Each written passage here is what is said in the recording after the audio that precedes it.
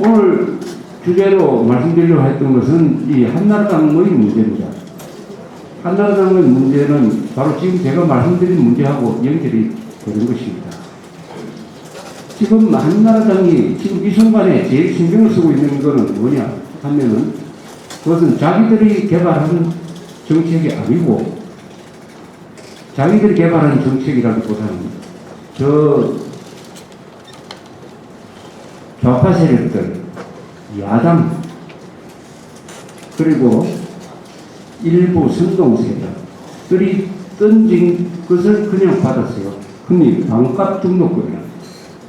반값 등록금 공약을 한나라당 쪽에서 먼저 했다는 이야기도 있어요.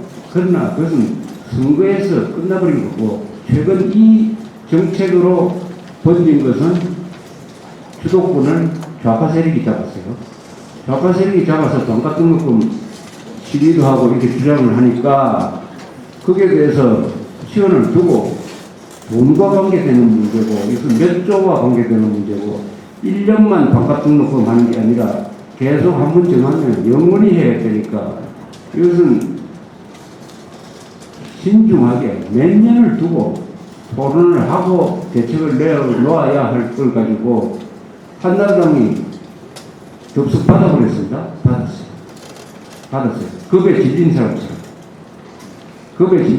무슨 죄 지은 사람처럼 받아버렸어요. 그러면 반값 등록금에 이유가 있느냐? 등록금이 비싸다. 많이 비싼 거냐? 한 달에 30만 원. 이런 걸 여러모로 따져야 되죠. 여러 시각이 있을 수가 있어요. 대충 비싸다는 데는 합의를 합니다. 비싸다. 미국보다는 비싸지 않지만 뭐 유럽보다는 비싸다. 뭐 유럽도 나라마다 달라요. 독일 같은 데는 아예 대학은 등록금이 없습니다. 외국 사람이 독일 대학에 가서 공부를 해도 등록금 공짜로 공부를 합니다. 자, 비싸면 비싼 이유가 있을 것이다. 따져봐야 됩니다. 제일 중요한 것은 뭐냐? 대학에 진학하는 대학 진학률이 거의 80%다.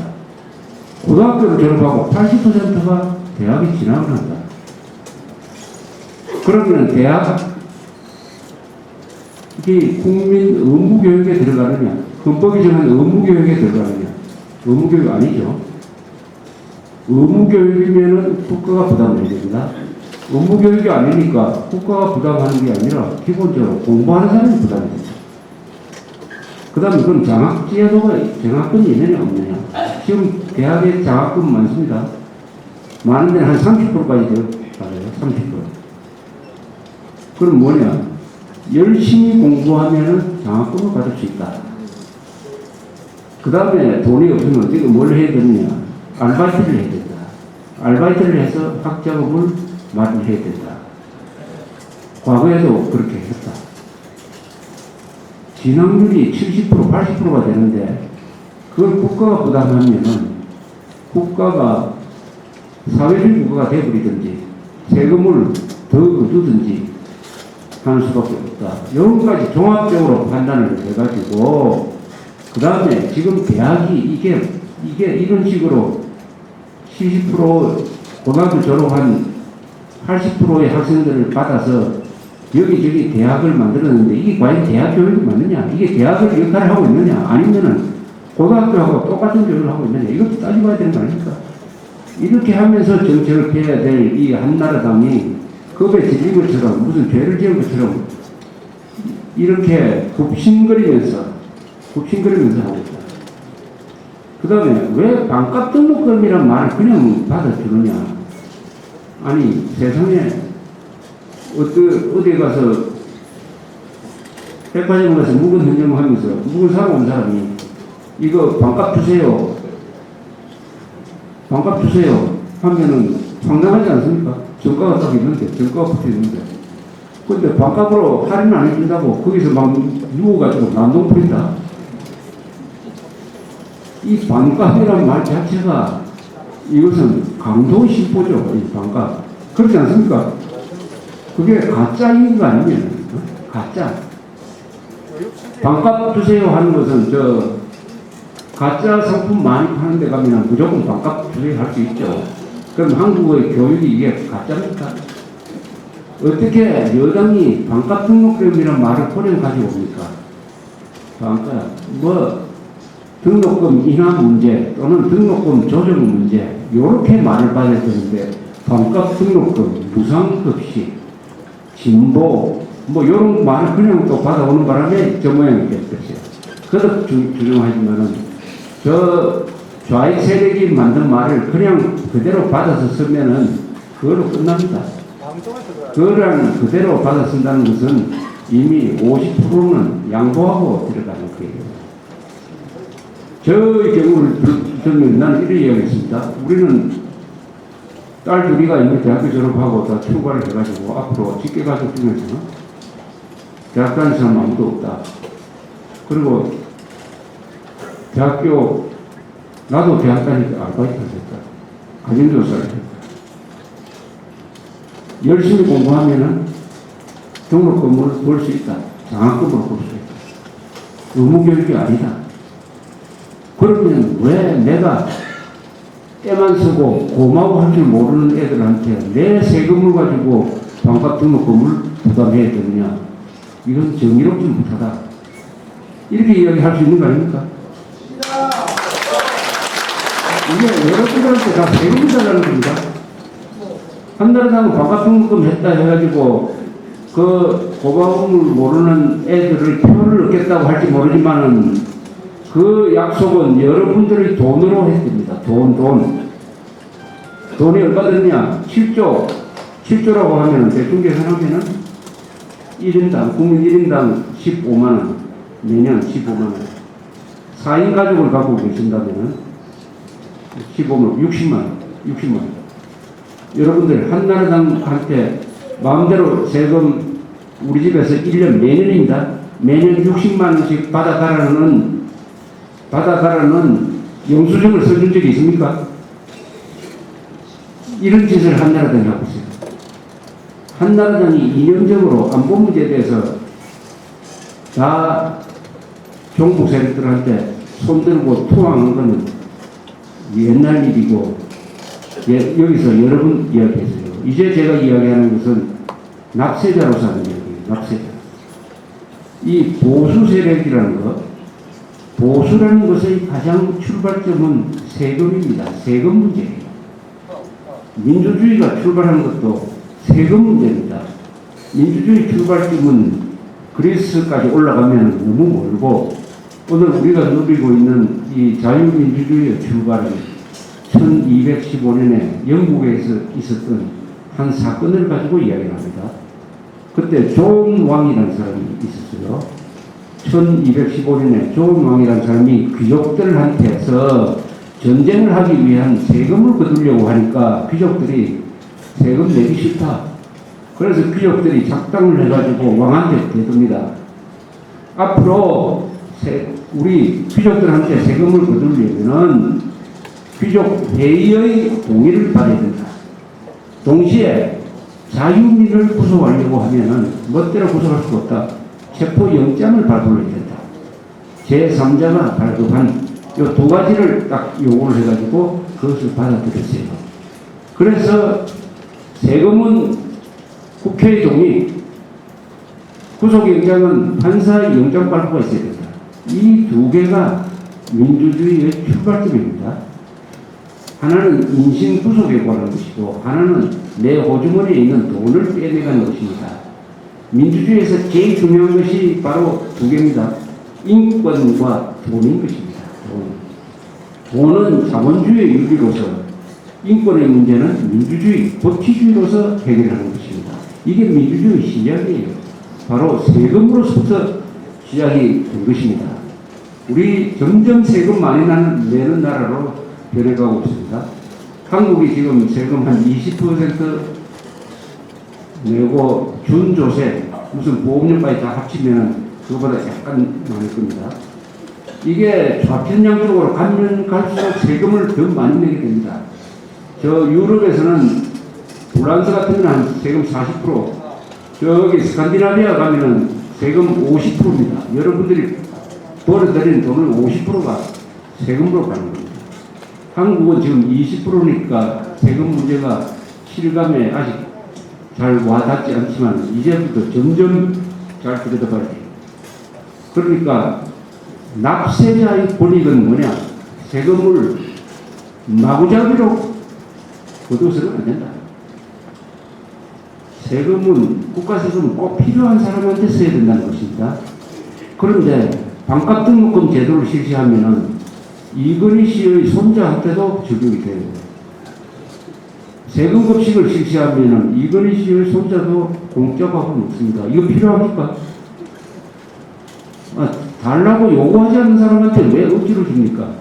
이렇게 하면 꼭 필요한 사람한테 쓸 돈이 없어지는 거 아닙니까? 이런 복지는 나라를 망칩니다. 무조건적, 획일적 복지는 나라를 망치는데 그 이유는 필요하지 않는 사람한테 지원함으로써 필요한 사람한테 지원할 수가 없다. 이렇게 되는 것이죠. 지금 이 국회나 민주당이나 민주당이나 이제 그 차별이 없어졌지만 이자들이 하고 있는 것이 바로 이런 획일적인 복지를 하려고 하는 거 하고, 그 다음에 세금을 가지고 잘 쓰느냐. 지금 국민 세금 가지고 엉터리 공항 만들고, 필요 없는 도로 만들고 한 게 얼마나 많습니까? 그것만 줄이더라도, 그리고 얼마나 많은 공무원들이 지금 놀고 먹고 있습니까? 이것을 줄이는 것. 이 일을 해야 될 정당이 보수 정당입니다. 보수 정당. 그래서 어느 나라든지 보수 정당은 세금을 절약하는 방향으로 갑니다. 세금을, 그리고 정부를 작게 만드는 공무원들을 줄인다든지, 그렇게 하려면 규제를 줄여야 돼요. 쓸데없이 공무원들이 참여하는 것. 이런 것을 줄이는 방향으로 가는 게 보수 정당의 원칙입니다. 그러니까 이렇게 순서가 이렇게 되는 거예요. 적은 세금을 적게 내고, 그 다음에 작은 정부입니다. 정부를 줄이고 공무원 줄이고, 그렇게 하면 뭐가 되느냐? 일자리가 많아져요. 이렇게 하면 일자리가 많아집니다. 왜냐? 이렇게 줄여진 돈이 투자로 전환되니까 많은 일자리. 간단하게 말하면 적은 세금, 작은 정부, 많은 일자리를 주장하는 게 보수 정당입니다. 이것을 지키지 않는 정당은 절대 보수 정당이 아니에요. 지금 이명박 정부와 한나라당은 이 원칙을 벗어나서 납세자를 배신하고 납세자를 괴롭히는 정당이 되고 있어요. 그 다음으로 지금 민주당인데. 납세자를 괴롭힙니다. 우리나라에서 세금 내는 사람이 전체 국민 중에서 한 반 조금 넘을 거예요. 반쯤. 무슨 간접세에 다 내죠. 간접세에 물건 사는 사람들이 다 내는데, 그걸 말고 직접 세를 내는 사람 한 60%입니다. 이 납세자의 권익을 옹호해야 될 정당이 보수 정당입니다. 보수 정당. 우리 국민들이 이제는 모든 사람들이 나는 유권자라는 생각을 하나 가지시고, 그러니까 이 주권이죠. 선거를 통해서 대통령 뽑고 국회의원 뽑으니까 정치적으로 여러분들이 책임을 져야 돼요. 그 다음에 세금을 내니까, 납세자입니다. 세금을 내니까 이 예산을 탕진하는 놈들, 부정부패해가지고 부산저축은행 사건 같은 거 만드는 이자들을 심판해야 할 여러분들이 납세자로서의 의무가 있습니다. 납세자로서의 의무. 그 다음 사람들 지금까지 유권자로서의 의무, 권리를 많이 강조를 했는데, 이제는 여러분들이 납세자의 의무를 다해야 됩니다. 납세자의 권한을 행사해야 돼요. 납세자의 권한을 행사하기 시작을 하면은 어떻게 되느냐 하면은 좌파들이 결정합니다. 그러니까 당신이 공약하는 거 세금으로 얼마 돌아오는지 계산해서 공약하라. 이렇게 되는 거죠. 이렇게 납세자들이 조직도 만들고 그걸 가지고 따지고 하는